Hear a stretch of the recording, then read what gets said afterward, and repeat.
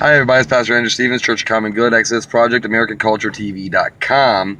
We are working with the 3H, or Houseless, Helping Houseless.org, and we're here in Grants Pass, Oregon, where we have seen additional problems with the way ordinances are being presented to the public. Let me be clear on how we do things. So we're not in the business of suing cities. What we're in the business of doing is making sure that ordinances that are presented to city councils are then applied by police officers, typically that are hired, not elected, under the local police force, apply those ordinances in the way that they're being presented and approved at the council. For instance, in Grants Pass, there's an ordinance against solicitation. Solicitation is defined as presenting or offering goods or services, or to ask for receipt of goods and services, and that's a solicitation. So offering something or asking for a receipt of something. Sign holding, the activity of holding a sign, is not solicitation. There's also ordinances against things such as loitering, which is defined as being somewhere with no intent. It doesn't mean being somewhere with an intent that the police officer does not know about, or being somewhere with an intent that the police officer is not happy with. It means being somewhere with no intent at all. That's what loitering is. Vagrancy laws have continuously been overturned. These laws against the poor and the homeless are obviously being applied specifically against this segment of society. Those are the laws and ordinances that we make sure are being applied even-handedly. That does not mean that we are against the laws. That does not mean that we're looking to buck authority. It means that authority, or someone within a community, goes to a city council and presents an issue within the community. They then have to say that there's no way currently inside the ordinances to deal with that issue, and then they present their solution to that problem. The city council then goes over that and makes sure that the wording is not unconstitutional, which is their job as legislation, and they approve it. Now, after it's approved, the law enforcement officers must then apply that ordinances in the way that it was presented.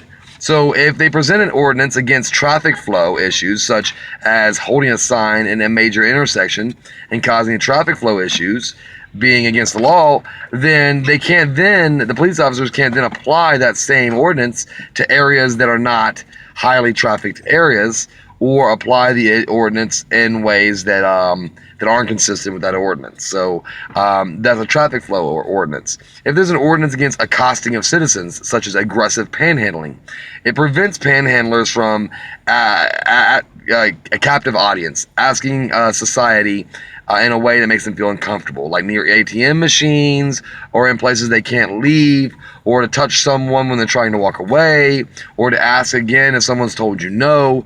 To be inside of a private parking lot of a business, asking people for money. Those are all aggressive actions, and they are considered accosting. But then when an officer utilizes those type of ordinances against passive sign holders, again, they're violating constitutional rights. Now, when this happens, we present these findings to the supervisors within this department. Sometimes the supervisor is willing to deal with things internally. Other times the supervisor is not. And sometimes we have to go and handle things through the city council. So first we go to the supervisor and we ask the supervisor, tell them the problem. If they want to disagree with the way the officers, or agree with the officers and disagree with the city council in this case, we will file an official grievance. Now, that official grievance goes through the department, and then we go to the city manager. If the city manager is unable to help or doesn't want to deter this activity from the police department, then we'll take it to city council and on record through the public minutes and agenda. If the city council is unwilling to, or city clerk is unwilling to allow us to be heard, or the city council is unwilling to negate or mitigate the damages being created by this improper application of ordinances, then we're left with no opportunity to find a proper resolution without the courts. At that point in time, we do utilize the Houseless, Helping Houseless, or 3H defense fund, and we file for an injunction and/or 1983 federal suit against the city itself, and various other different claims that we can take of cities or city officials are violating the rights of a certain segment of society. So that's how our program works. So we don't really concern ourselves much with the police try to cover up their indiscretions and things like that, if the grievance procedure is not met in a way that is consistent with the rest of the ways they meet grievances in other cases, then it's discriminatory. So we watch all those things and we file our Freedom of Information Act requests and get the data that we need to investigate properly on how police are applying ordinances. That's how this program goes. We are the Houseless Helping Houseless SOAR program of our church.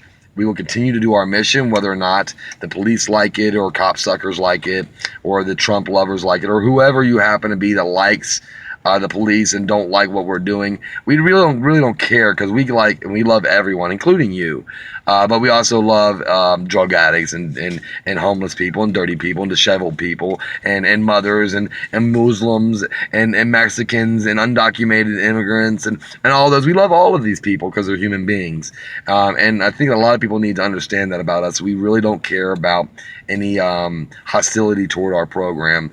It's working well, and it's causing a big difference in this country. And anyone who's been houseless in the last 3 years has seen the changes that were happening in 2013 compared to the changes that are happening now as more and more groups like ours stand up for civil rights for the houseless. Pastor Andrew Stevens, Church Common Good, Access Project, AmericanCultureTV.com, HouselessHelpingHouseless.org. Love you guys. See you soon. Grants Pass, Oregon.